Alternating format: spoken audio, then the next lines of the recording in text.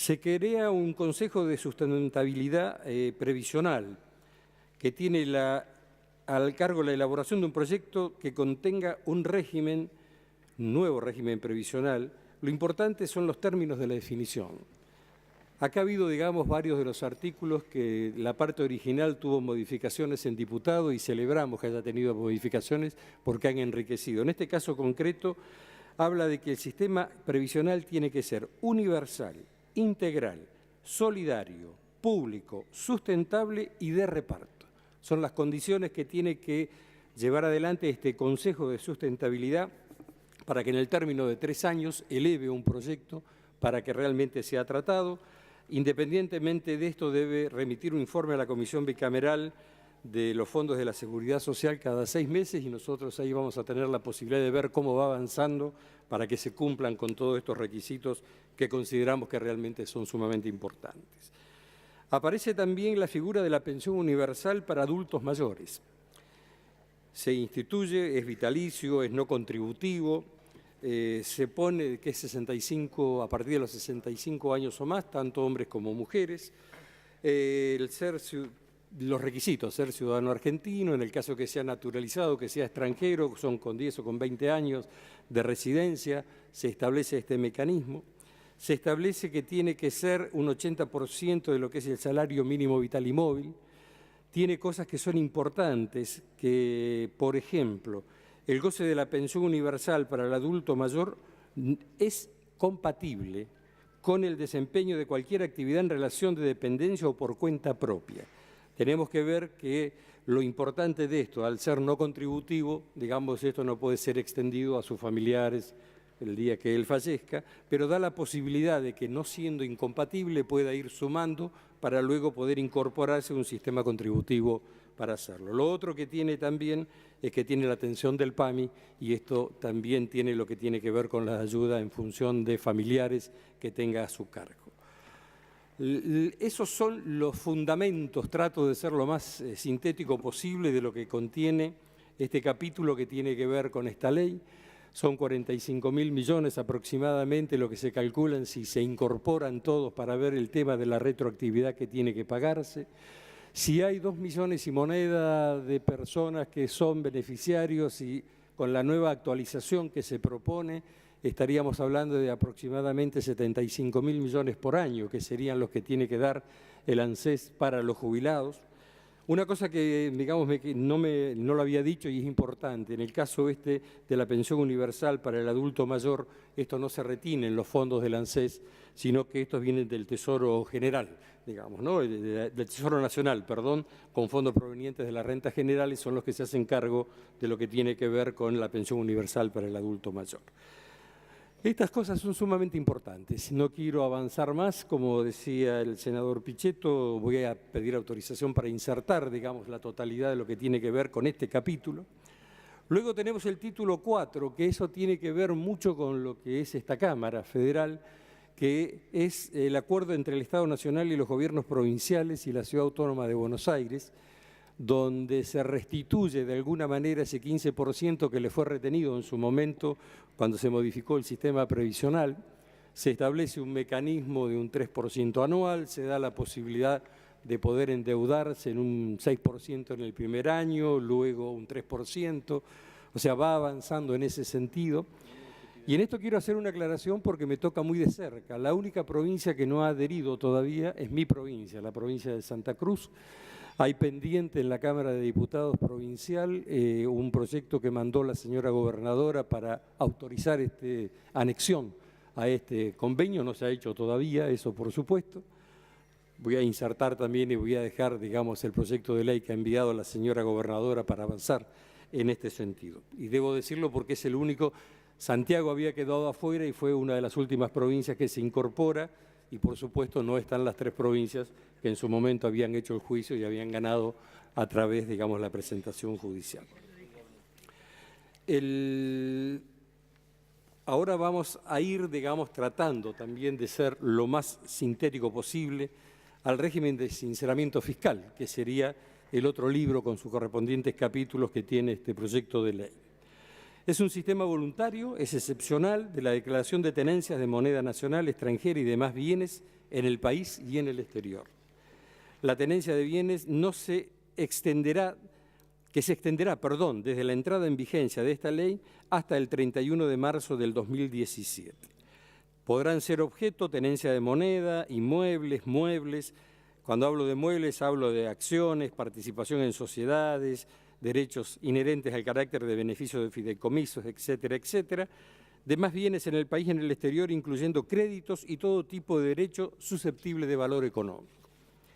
Con respecto a que es una declaración voluntaria, también se contempla la posibilidad de que en el caso de derechohabientes o cuando hay sociedades, pueda una parte de la misma poder acceder a esto, no impidiendo el resto que puedan, digamos, anular esta posibilidad de poder hacerlo. Es decir, hay una parte que puede en una sociedad poder avanzar en esto y habrá otra parte, bueno, que tomará las decisiones que tiene que tener, pero en esto es importante. Y es importante también cuáles son los elementos mediante los cuales no se permite, digamos, este tipo de operaciones. No podrán ser objeto de declaración voluntaria excepcional, prevista en este artículo, las tenencias de moneda o títulos valores en el exterior que estuvieran depositados en entidades financieras o agentes de custodia radicados o ubicados en jurisdicción o países identificados por el Grupo de Acción Financiera, GAFI, como de alto riesgo o no cooperantes. Esto también es una limitación que se le pone. En caso de existir más, lo que había dicho, más de un derechohabiente, se puede, digamos, hacer este tipo de situaciones. Otra cosa importante también que se invita a las provincias y a la Ciudad Autónoma de Buenos Aires y a los municipios a adherir a este régimen de declaración voluntaria y excepcional, adoptando medidas tendientes a liberar impuestos y tasas locales de los declarantes hayan omitido ingresar en sus respectivas jurisdicciones. Es decir, también avanzar con el tema de las imposiciones tanto provinciales como municipales. Otra cosa importante es el artículo 51, que por eso viene, digamos, enganchado los dos proyectos metidos en un mismo proyecto de ley. El artículo 51 dice que el producido del gravamen establecido en el artículo 41 se destinará al ANSES para atender al Programa Nacional de Reparación Histórica para Jubilados y Pensionados y no deberá ser considerado a los fines del cálculo de la movilidad dispuesta por la Ley 26417. O sea, tiene un fin específico y claro todo aquello que puede ingresar de este blanqueo como habitualmente lo conocemos. Después tenemos también que se consideran comprendidos en el presente régimen las obligaciones correspondientes al Fondo para Educación y Promoción Cooperativa establecida en la 23427 y también en aquellas que por ley 22415, que es lo que tiene que ver con el Código Aduanero. El allanamiento y o en caso de desistimiento podrá ser o total o parcial y procederá en cualquier etapa o instancia administrativa o judicial según corresponda.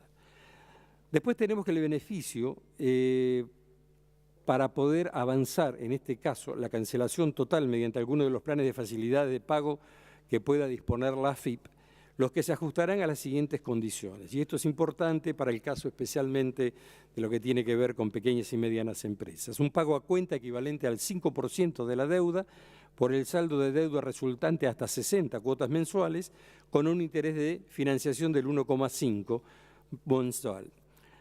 Se establece también un régimen de regularización de deudas por contribuciones patronales destinados a los estados provinciales y a la Ciudad Autónoma de Buenos Aires, que actualmente mandatan deudas con la AFIP. Se encuentren iniciando juicio o no por un plazo de 90 cuotas en un plazo de trabajo en conjunto entre los gobiernos provinciales y en el caso de la AFIP. Después también se pone algo que no es común en este tipo de procedimiento. Nosotros hemos vivido en nuestro país varios casos de blanqueos, de moratorias, y realmente, digamos, han sido herramientas que ha tenido que utilizar quien en ese momento ejercía la conducción del país para poder llevar adelante algunas situaciones, concretamente. En este caso se hace un beneficio para contribuyentes cumplidores. Se ha hablado en algún momento, y esto también lo comparto, que realmente estar al día y pagar es una obligación y todos deberíamos hacerlo.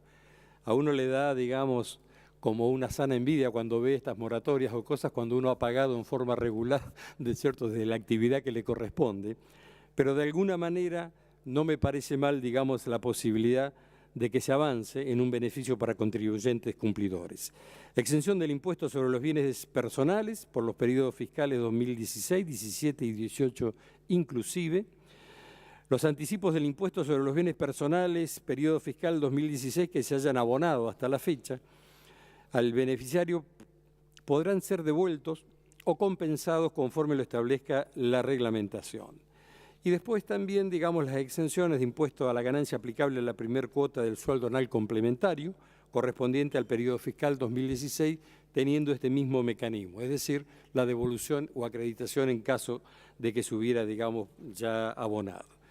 El plazo para acogerse al beneficio establecido será hasta el 31 de marzo del año 2017. Luego tenemos la modificación del impuesto sobre bienes personales. No voy a avanzar demasiado en esto porque es demasiado técnico quizás. Para el periodo fiscal iguales o inferiores a 800.000, 17, 950.000, 2018, 1.050.000. Sobre el monto que exceda lo establecido en el artículo 24 que habíamos visto antes para ver el mecanismo de estos pagos, la suma que para cada pago se fijen a continuación. Y ahí se establecen, digamos, las distintas alícuotas que se tienen que hacer, pasando de 1,25 a 0,75, de 0,75 a 0,50 y de 1,25 a 0,25 de acuerdo al periodo en el cual tengan que estar, digamos, devengándose. Se crea la Comisión Bicameral para la Reforma Tributaria. En el ámbito del Poder Legislativo, este va a estar integrado por 15 diputados y por 15 senadores, con la representación proporcional que tiene cada una de las fuerzas dentro de lo que es el Senado y la Cámara de Diputados. La Comisión Bicameral, bueno, tiene un mecanismo para poder trabajar, tendrá también un artículo que faculta para solicitar al Poder Ejecutivo Nacional a través de la Jefatura de Gabinete y yo, Ministro de Hacienda, Finanzas y a los organismos de regulación y de control, toda información que contribuya al logro de sus objetivos.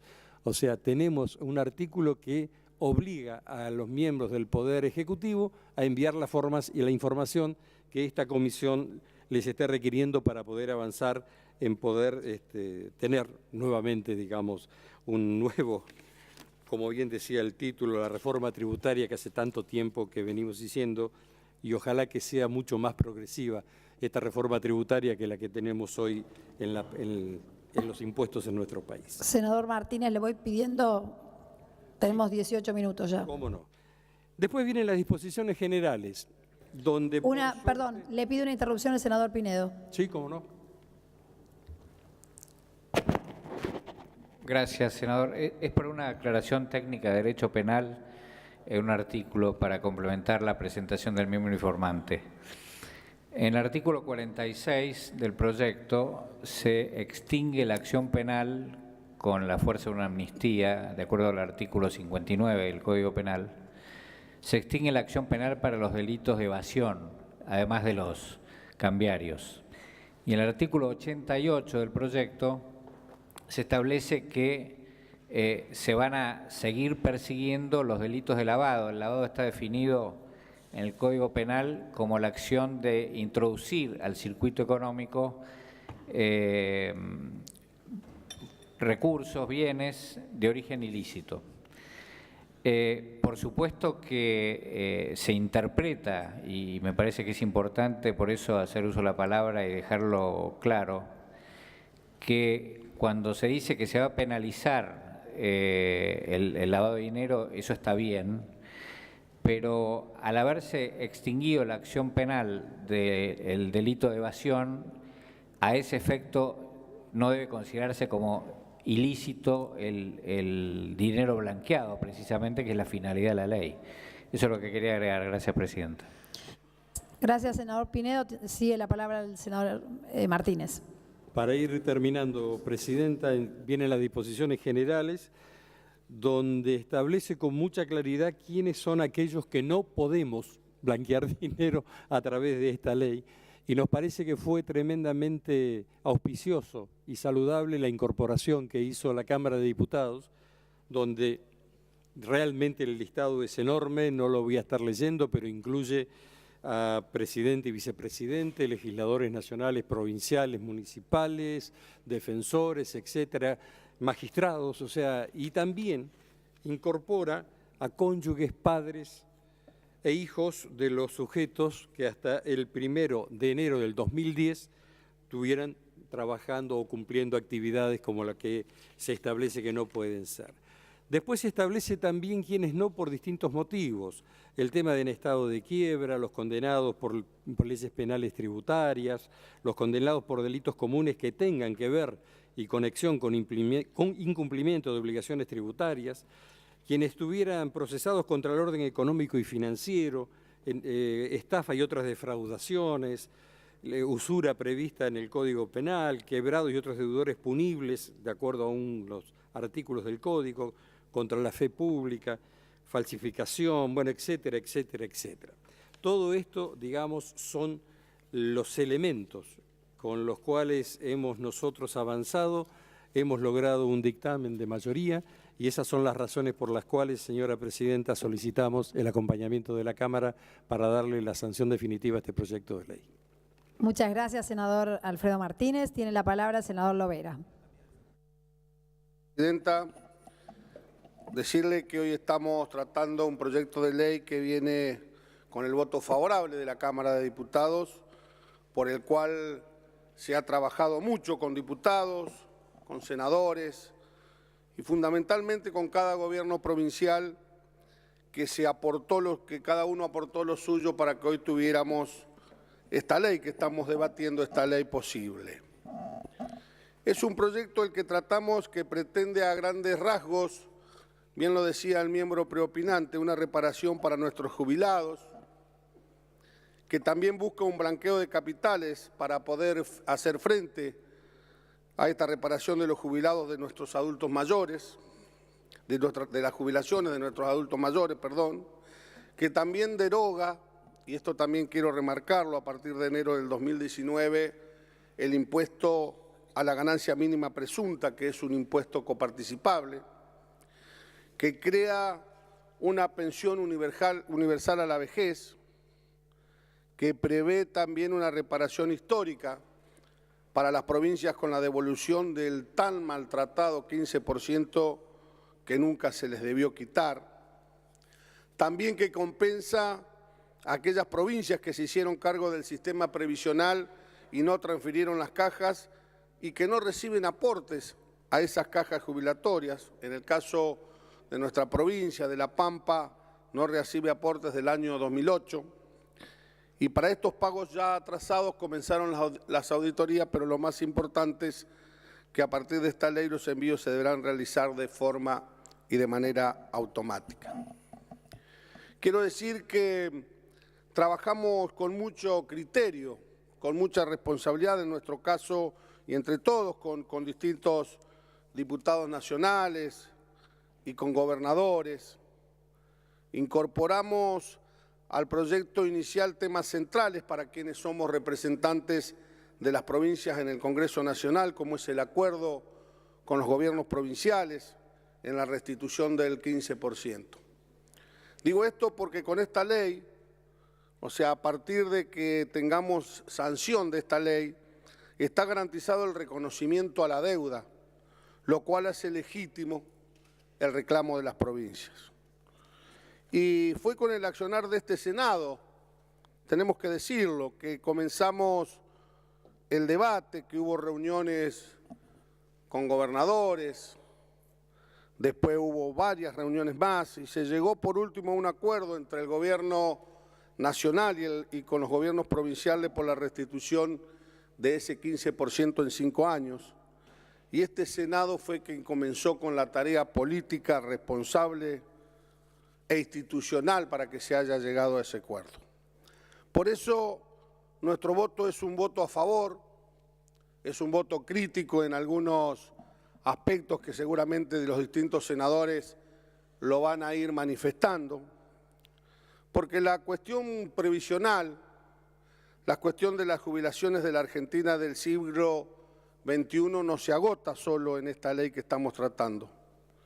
Yo creo que una reparación histórica integral para los jubilados actuales y para los jubilados futuros se logra con un paquete de leyes y de políticas públicas y no solo con una ley. Es difícil establecer a veces un voto fortificado, un voto totalmente convencido, porque seamos sinceros que este tipo de leyes ómnibus o megaproyectos, como se les quiera llamar, abarcan mucho y uno siempre le queda el cosquilleo de la efectividad en cada uno de los argumentos que pueda usar para votar. Otra de las cosas que quiero resaltar es que no nos gusta aceptar blanqueos. Me quedo con la crítica del hoy presidente de los argentinos, el presidente Macri, cuando hablaba de blanqueos anteriores. Enoja cuando los que no pagaron impuestos como corresponden son beneficiados de un plumazo y cuando el supuesto premio a quienes cumplieron, bien lo remarcaba el senador Martínez, a veces tiene sabor a poco. Y en aquel entonces el presidente Macri decía, en mayo del 2013, sobre el blanqueo propuesto por el gobierno anterior, lo voy a leer textual, es un viva la pepa para los que estaban fuera de la ley.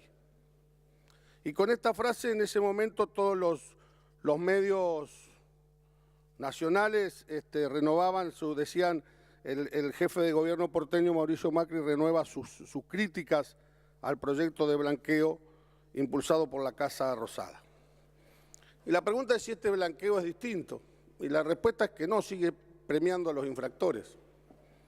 Pero sí, este blanqueo es distinto en cuanto a su finalidad, porque ata parte de su recaudación al pago de las jubilaciones, o sea que la finalidad específica de una parte de este blanqueo sí es distinta. Por eso vamos a brindar nuestro apoyo, porque tiene asignación específica para esa gran asignatura pendiente que tenemos los argentinos, que es devolverle el derecho a los jubilados, a nuestros adultos mayores que vayan a tener su reparación. También quiero dejar constancia que me preocupa seriamente, porque todavía, como no ha llegado la ola de inversiones de la que se hablaba, me preocupa que por ahí tampoco llegue la ola del blanqueo de capitales o no llegue todo lo que se supone que puede llegar. Por eso es que debemos ir estudiando medidas alternativas para ver cómo hacemos, si eso fuera así, para financiar el sistema previsional en la Argentina. Estamos totalmente de acuerdo con la idea que nuestros jubilados merecen una reparación histórica, pero no cualquier tipo de reparación histórica, sino una justa, sustentable, que tenga perdurabilidad.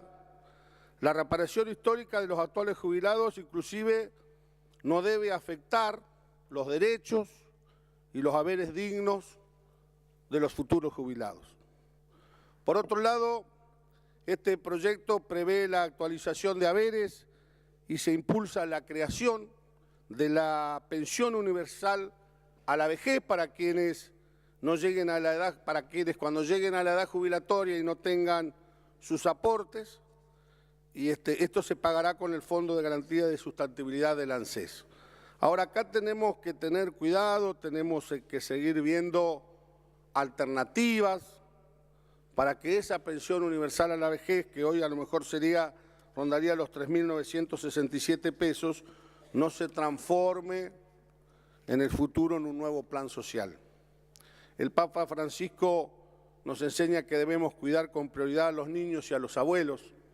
Por eso debemos promover, yo creo que debemos debatir medidas complementarias para garantizar la salud y la seguridad alimentaria a quienes reciban esa pensión universal a la vejez y la jubilación mínima.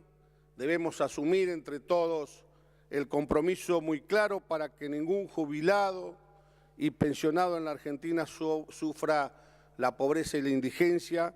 Ahí sí podemos decir que tendríamos tarea cumplida y habrá verdadera reparación histórica cuando ningún jubilado y pensionado sea pobre o indigente en nuestro país. Queremos también dejar constancia que nuestro voto va a ser un voto a favor del federalismo. Yo decía en el momento cuando votábamos la ley antidespidos, que queríamos que el Senado se transforme en un Senado a favor de debatir leyes a favor de los trabajadores y también a favor de las provincias, y creo que hoy estamos dando otro paso en ese aspecto. Y digo esto porque no nos gusta que nos saquen plata a las provincias, porque le sacan plata que le corresponde a los ciudadanos. Y en las provincias se vive una realidad acuciante y nada hace suponer que cambie, o por lo menos que cambie en un pequeño o mediano plazo. Por eso soy crítico, esto en lo personal, a la eliminación de los impuestos coparticipables. No coincidimos con eliminar la renta mínima presunta, no solo porque afecta a los intereses de la provincia de La Pampa y de las demás provincias, sino porque es un impuesto coparticipable que al derogarse beneficia a sectores económicamente más fuertes y no trae ninguna ventaja a los sectores más desprotegidos, que son los sectores que sí atienden cada una de las provincias. Y yo en la reunión del plenario de comisiones, cuando le pregunté a las autoridades del Poder Ejecutivo cómo pensaban compensar a las provincias, la respuesta fue que apostaban a la creación de esta bicameral para analizar una reforma tributaria, pero por un lado hoy estamos votando que en enero del 2019 ese impuesto no sea más coparticipable para ninguna de las provincias de la Argentina. Finalmente, señora Presidenta, y con esto termino, remarcar que el punto clave para nosotros, que somos los representantes de las provincias, el ordenamiento financiero de los estados provinciales en el reconocimiento del Estado Nacional a la deuda, remarcar que a partir de la ley convenio que vamos a votar hoy, el reconocimiento legal al 15% para las provincias ya no se va a poder discutir. Así que con estos fundamentos y con los fundamentos que van a dar seguramente el resto de los senadores y senadoras, decirles que nosotros vamos a votar positivamente el proyecto en tratamiento. Gracias, señora Presidenta. Gracias, senador Lovera. Bastante bien con el tiempo, solamente un minuto más. Senadora Sagnum. Señora Presidenta, vengo a exponer razones jurídicas, económicas y políticas por las cuales hemos suscrito un dictamen de minoría respecto de este proyecto dado en llamar de reparación histórica a jubilados y pensionados de la nación argentina. Y digo razones jurídicas, políticas y económicas, porque en primer lugar nos parece menester señalar que el artículo 75, inciso 2 de la Constitución Nacional, establece con claridad que el Senado de la Nación constituye la Cámara de Origen para el tratamiento de aquellas cuestiones que hacen a los pactos entre nación y provincia. En segundo lugar, porque se presenta este proyecto de parte del Poder Ejecutivo Nacional mediante lo que damos en llamar una ley ómnibus, donde existen normas jurídicas que ya tienen media sanción en la Cámara de Diputados de la Nación, de diversa índole, y que nosotros entendemos no eran necesarias a los fines de pagar las sentencias adeudadas a nuestros jubilados, como tampoco eran necesarias a los fines de proceder a los reajustes jubilatorios, a los cálculos de dichos reajustes jubilatorios, ni a la movilidad jubilatoria que demandan nuestros jubilados. Existe a la fecha una partida del presupuesto nacional que está destinada justamente al pago de estas sentencias. Entendemos que lejos de constituir una reparación histórica para jubilados y pensionados, esta ley que propone el Poder Ejecutivo Nacional a lo que tiende justamente es a llevar adelante una quita respecto de los montos de los haberes de los valores retroactivos que se establecen, de los criterios de actualización, de los plazos y condiciones en que se debe pagar. Como decía antes, el ordenamiento jurídico actual claramente permite el pago de las sentencias de los jubilados, claramente permite el reajuste de los haberes. De hecho, el Estado argentino llegó a una solución amistosa en la sede de la OEA en el marco del caso de la causa Menéndez, Caridi y otros, mediante el cual se compromete el Estado Nacional a la aplicación de los fallos de la Corte Suprema de Justicia de la Nación. Y en este mismo sentido, la propia administración, la propia ANSES, mediante un decreto, una resolución que fue la 955 del año 2008, ratificó este acuerdo amistoso al cual llegó el Estado de la Nación Argentina en la sede de la OEA. Se reemplazan las moratorias vigentes, las moratorias que permitieron que en la Argentina, gracias a nuestro gobierno, el 95% del universo de personas susceptibles de ser jubiladas en la República Argentina pudieran acceder a dicho beneficio por una pensión universal para el adulto mayor que claramente constituye desde nuestro punto de vista una fractura a la integridad del régimen previsional argentino, porque comienzan de alguna manera a existir jubilados de segunda y porque además de que a las mujeres se les eleva la edad jubilatoria a los 65 años, digo, esto de las mujeres me parece que también volvemos a plantear, cuando decimos ni una menos, es ni una menos de las mujeres que pueden acceder a una pensión, a una jubilación, para tener un ingreso digno en sus hogares y no estar dependiendo de sus familias o de su cónyuge.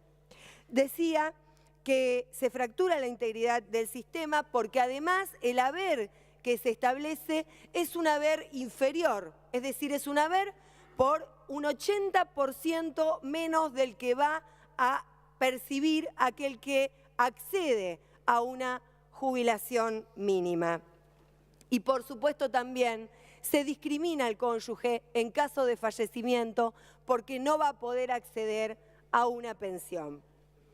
Nosotros proponemos una comisión bicameral para la elaboración de un proyecto de ley para la sanción del Código de Seguridad Social en la Argentina, porque entendemos que los derechos de los adultos mayores deben estar compilados en un código donde se respeten los derechos de este sector social tan importante para nosotros, y también planteamos que dentro de ese código se deben establecer con claridad algunas de las cuestiones que para nosotros son principios indelegables, que constituyen a un sistema de previsión que debe ser público, solidario y de reparto.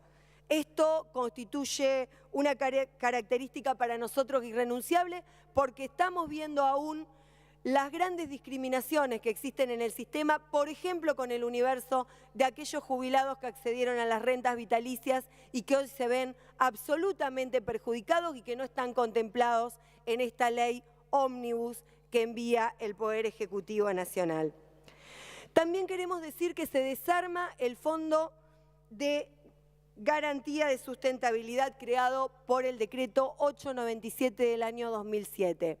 Este fondo de garantía que para nosotros es tan importante y que constituye una herramienta de desarrollo económico.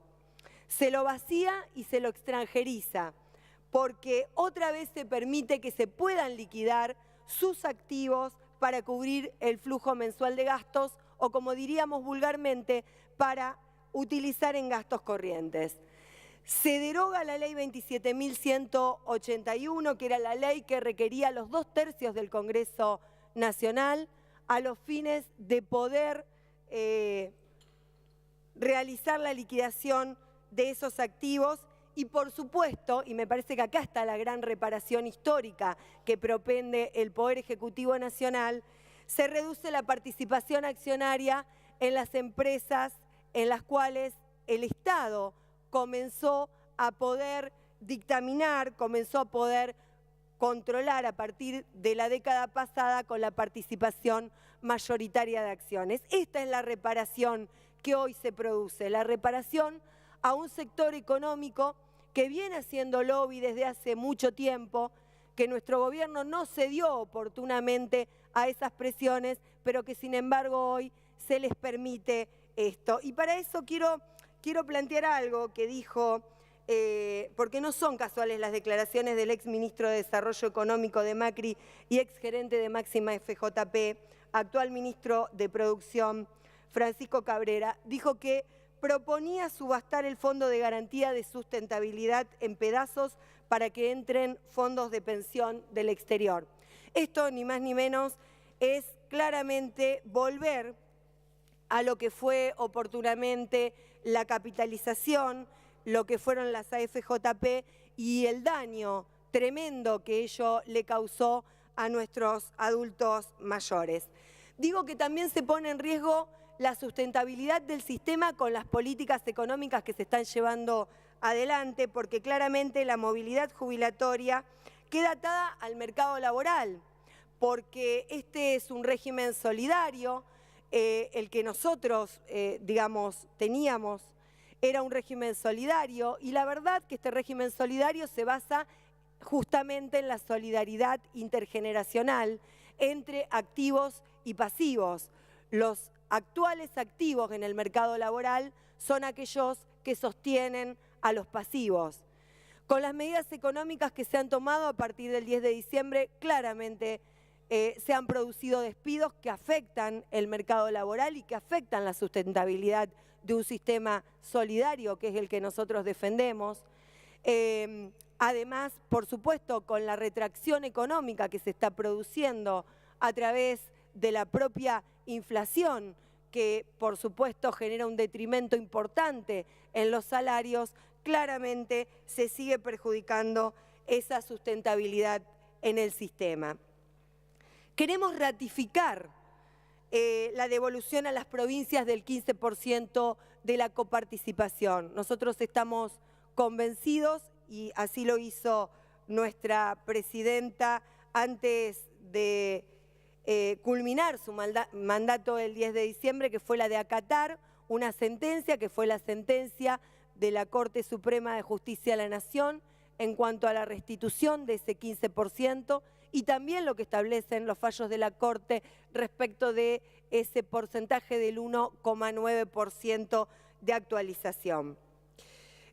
Para finalizar y no extenderme en el tiempo y por lo que hemos acordado previamente, quiero hacer una referencia también al tema del blanqueo. Durante los primeros 4 meses del gobierno de Mauricio Macri se han producido una fuga de divisas de 6.200 millones de dólares. Este blanqueo que se pretende, evidentemente, tiene como finalidad el de poder ingresar esa lluvia de dólares que nos habían prometido cuando mandaron al Congreso la ley para pagarle a los fondos buitres, las inversiones que iban a llegar con el levantamiento exitoso del cepo que existía en nuestra economía. Pero evidentemente, y en este sentido me parece que tenemos que hacer algunos números, debemos plantear que la deuda a los jubilados asciende a 220.000 millones de pesos aproximadamente, a razón de 300.000 juicios a un promedio de 300.000 pesos más el 50% de actualización de haberes para 2,5 millones de jubilados. ¿De dónde van a salir estos recursos? Si se presume que el blanqueo permitiría 45.000 millones de pesos y considerando lo destinado en el presupuesto de 12,5 millones de pesos, aún estarían faltando 150.000 millones. ¿Se van a blanquear en la Argentina 150.000 millones a raíz de esta ley? Nosotros entendemos que este blanqueo, que no excluye a familiares de funcionarios, viene atado también con lo que ha ocurrido con los Panama Papers, con los fondos que existen en las Bahamas, en Panamá, que se violenta lo establecido en la Convención de las Naciones Unidas y la Convención Interamericana contra la Corrupción, en un momento donde todos los países del mundo están planteando, la gran mayoría de los países del mundo están planteando una persecución muy fuerte respecto de aquellos delitos económicos y financieros que terminan sumiendo en la pobreza a nuestras sociedades y debilitando las democracias. Senadora, ya vamos por 13 minutos. ¿Me cierra? Para terminar, no se alientan las inversiones productivas ni de la construcción, que son dinamizadoras de la economía y multiplicadoras de la actividad económica, y se produce un absoluto desmantelamiento de la UIF. A la UIF se la traslada de la órbita del Ministerio de Justicia y Derechos Humanos de la Nación al Ministerio de Hacienda y Finanzas Públicas, lo cual significa ni más ni menos que delegar en Prat Gai la política criminal en cuanto a la persecución de los delitos económicos y financieros en su carácter de Ministro de Hacienda y Finanzas Públicas de la Nación. Por todos estos fundamentos, por todas estas razones, no vamos a acompañar el proyecto que ha elevado el Poder Ejecutivo Nacional y que cuenta con media sanción de la Cámara de Diputados de la Nación. Muchas gracias. Gracias, senadora Sagnún. Tiene la palabra senadora Jiménez. Gracias, presidente. Con el termo y el mate, en un día muy especial porque un 29 de junio del año 1815 se llevó a cabo el Congreso de Oriente o el Congreso del Arroyo de la China, donde hace 201 años nacía Misiones a través de ese Congreso de los pueblos libres que buscaba integrarse a la nación argentina, a las Provincias Unidas del Río de la Plata. Por eso creo que realmente la primera vez que me toca llevar adelante como bloque unipersonal el bloque Misiones es realmente la historia la que me honra en un día como hoy, en un tema tan importante como el que vamos a tratar. Y no quería dejar de mencionarlo y de honrar a Andrés Guacurarí Artigas, nuestro Andresito, nuestro comandante general, nuestro comandante indio, que fue el que llevó adelante el desafío de enseñarnos a todos nosotros el querer ser argentinos. Cuando podíamos haber sido brasileros o cuando podíamos haber sido paraguayos, el indio Andresito decidió por todos nosotros y buscó la forma de incluirse en el Río de la Plata. Y hoy venimos al tratamiento desde ese concepto federal de las provincias en el Senado argentino a manifestar el compromiso de la continuidad de una nación a través de las responsabilidades con las que el pueblo argentino nos ha honrado a cada uno de nosotros en distintos lugares, los ejecutivos municipales, provinciales, nacionales, los legislativos que los acompañan.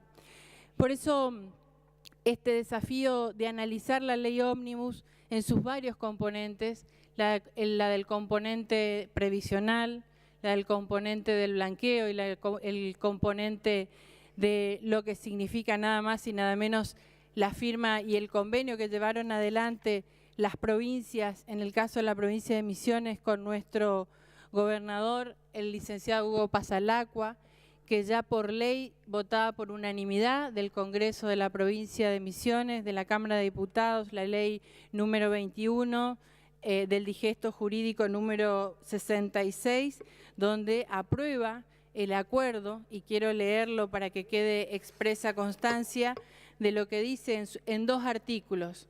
Artículo 1, apruébase el acuerdo nación-provincia que resuelve las diferencias existentes entre la nación, las provincias y la Ciudad Autónoma de Buenos Aires respecto a la validez y efectos del artículo 76 de la Ley Nacional 26.078, que dispone un esquema de eliminación gradual de la detracción del 15% de la masa de impuestos coparticipables allí pactada, firmada por el señor gobernador de la provincia y el señor ministro del Interior y Obras Públicas y Vivienda de la Nación, con fecha 18 de mayo del año 2016, y como único anexo que forma parte de la presente ley, comuníquese al Poder Ejecutivo, fecha, sala de comisiones, el día 21 de junio del 2016, votada el 23 de junio del corriente año.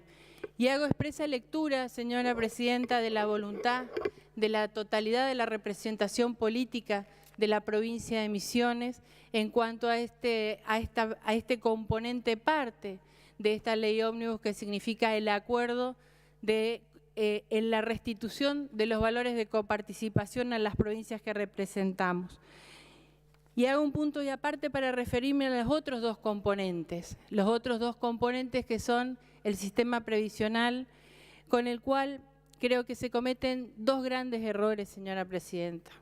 La primera es sacarse como responsabilidad institucional y Estado la posibilidad de la salvaguarda y la sustentabilidad del Fondo de Garantías del ANSES al habilitarlo para el pago indiscriminado de aquello que no tiene sentencia firme, que ha sido judicializado, y aquello a lo que mal se le trata de llamar como un reconocimiento y una restitución histórica.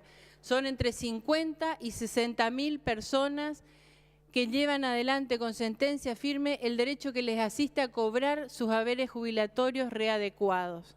El resto está esperando su sentencia, y es de una peligrosidad extrema que un Estado que cree en la justicia como el equilibrio de sus poderes se arrogue la responsabilidad de por ley decidir pagarle a aquellos que todavía no se sabe si le corresponden o no en su cálculo actuarial.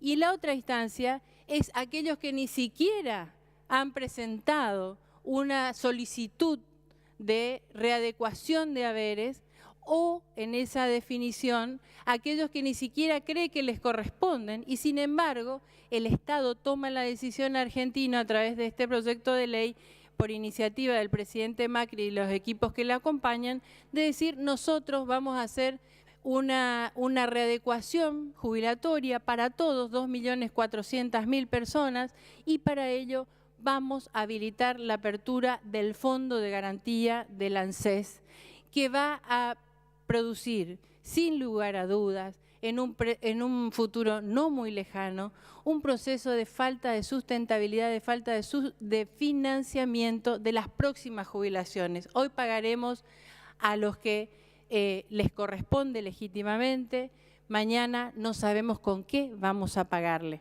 De todas maneras, se autoriza al Tesoro Nacional a llevar adelante las diferencias, pero creo que es un error de administración gravísimo ante tanto conocimiento y ante tanta academia que ha participado en la elaboración de esta propuesta real, en la que queda como la duda de aquellos que conocemos algo del sistema previsional. Yo aclaro que soy, aparte de médica pediatra, magíster en Administración de los Servicios de Salud de la Universidad Católica Argentina de Córdoba, y algo del conocimiento me asiste para decirles con toda responsabilidad que se están equivocando en llevar semejante decisión política al plano de la realidad.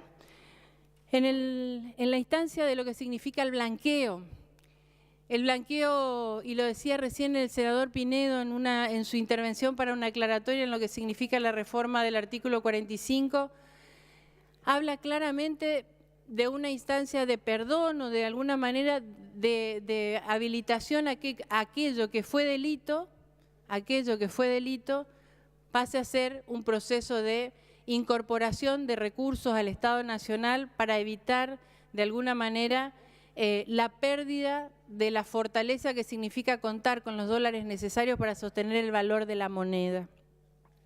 De nuevo ahí creo que es simplemente una pasada de gorra, señora Presidenta, a los amigos de Cambiemos que no cumplieron con su palabra, no liquidaron la soja como correspondía, no repatriaron sus capitales sin condiciones, y los están extorsionando a ustedes como gobierno, exigiéndole una ley de blanqueo con incentivos positivos para así hacerlos.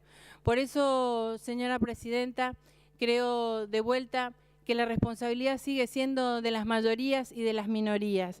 Creo, señora presidenta, que no fue fácil lograr la independencia. Creo que constituirnos como nación significa también aprender a decirnos no entre nosotros. Creo también en aprender de los errores que cometimos, los que nosotros cometimos. Yo voté dos blanqueos llevados adelante por la presidenta Cristina Fernández de Kirchner. Ninguno fue exitosa, señora presidenta.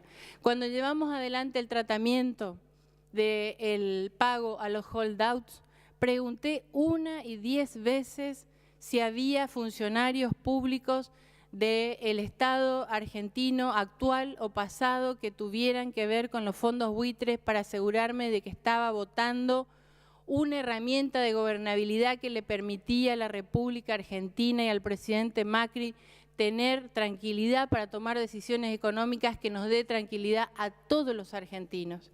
Y no sucedió, señora presidenta. Al poco tiempo nos enteramos de las características de nada más y nada menos de la situación patrimonial del presidente del Banco Nación, como Melconian, y de otros tantos. Y después nos enteramos de los Panama Papers. Y entonces esa credibilidad que tiene que ver con aquello que no nos pertenece, porque los que integramos movimientos políticos no tomamos decisiones en el mismo nivel. Las tomamos como militantes, las tomamos como dirigentes, pero no lo hacemos en la misma dimensión de la responsabilidad absoluta que significa después cometer errores en nombre de Dios o de la patria. Por eso creo que en un día tan significativo como el aniversario de la provincia de Misiones, espero que en el transcurso del debate podamos encontrar los argumentos suficientes para llevar adelante modificaciones de los artículos pertinentes en cuanto a la automaticidad de la remisión de fondos a las provincias, en cuanto a dejar los derechos adquiridos de las mujeres argentinas en esos 60 años y no hacerlas trabajar o hacerlas esperar 5 años más para llevar adelante la moratoria previsional en igualdad de los varones, cuando el proceso de discriminación positiva sigue siendo una de las herramientas más fuertes en la búsqueda de igualdad de oportunidades, no solamente en la República Argentina, sino en el mundo entero. Creo que esa instancia de injerencia de la nación argentina, esa nación argentina que se sigue comportando paternalista, que dicen los artículos pertinentes a la armonización de las cajas previsionales provinciales, de las cuales Misiones nunca fue parte. Misiones jamás entregó su caja jubilatoria para que sea administrada por la nación. Siempre nos hicimos cargo de nuestro destino y exigimos compensaciones que hasta ahora no llegaron. Y en ese camino no acepto, señora presidenta, que para armonizar la caja de la provincia tenga que haber una auditoría previa de la nación argentina que no me crea a mí como estructura autónoma y soberana, libre, que tiene la autoridad y la potestad para decir esto es lo que me corresponde, para que en el artículo, como está redactado, diga si pasa en la auditoría haremos la transferencia pertinente, porque los recursos que se distribuyen en la nación argentina son recursos de las provincias argentinas. En un país federal, todo lo coparticipable es de las provincias argentinas y el fondo que se plantea acá para la armonización es coparticipable y producto de los impuestos coparticipables. Por eso, señora presidenta, espero que sea un gran día de altísima responsabilidad institucional para esta nación a la que estoy segura queremos todos, los 72 senadores, y le damos lo mejor de nuestra capacidad y de nuestro compromiso político para hacerlo posible. Muchísimas gracias, muy buenos días. Muchas gracias, señora senadora. Tiene la palabra la senadora Liliana Negre Alonso. Gracias, presidenta. Bueno, esta es una ley ómnibus, como se dijo acá. Algunos se refieren a la armonización de las cajas provinciales, a la ratificación de los pactos con los gobernadores respecto al 15%. Otros le dan más importancia al blanqueo, algunos hablan de moratoria, otros hablan de visibilización de fondos. Bueno, yo voy a tratar de profundizar en este poquito tiempo que tengo fundamentalmente sobre el tema de los jubilados, ¿no es cierto? Esto es una lucha, una historia de luchas, de marchas y contramarchas. En el año 1877 se creó el primer sistema de jubilación de los jueces federales. Después, cuando hablamos de la historia, rápidamente, en el 16 y en el 30, dieron cobertura previsional los presidentes Irigoyen y Marcelo T. de Alvear. Pero en realidad fue con el general Perón, en el año 1943 en adelante, donde las cajas fueron integradas en forma tripartita, empleadores, trabajadores y los estados.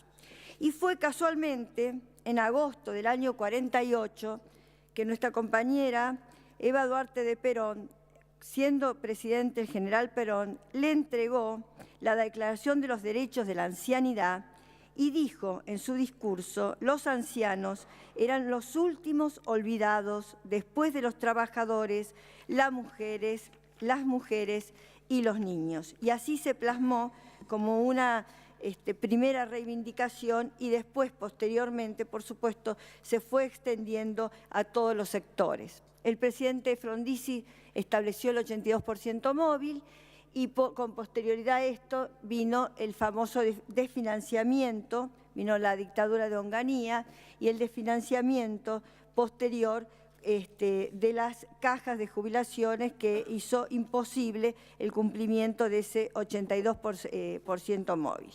Ahora, el Papa Francisco también nos vive alertando sobre esto, sobre el tema de los adultos mayores, y quiero, con su permiso, leer una frase de las últimas que ha dicho. Es feo ver a los ancianos descartados. Es una cosa fea, es pecado. No nos atrevemos a decirlo abiertamente, pero se hace. Hay algo vil en acostumbrarse a la cultura del descarte, pero nosotros estamos acostumbrados a descartar a la gente. La verdad, señora presidenta, que nuestros abuelos, nuestros padres son los descartados del sistema. Hace muchos años que ocupo esta banca y hace muchos años que vengo reclamando. Voté el 82% móvil, que la señora presidenta lo vetó esa misma noche. Nosotros lo votamos en base a un estudio muy profundo que había hecho el senador Berna, que se sentaba en esa banca, y su equipo.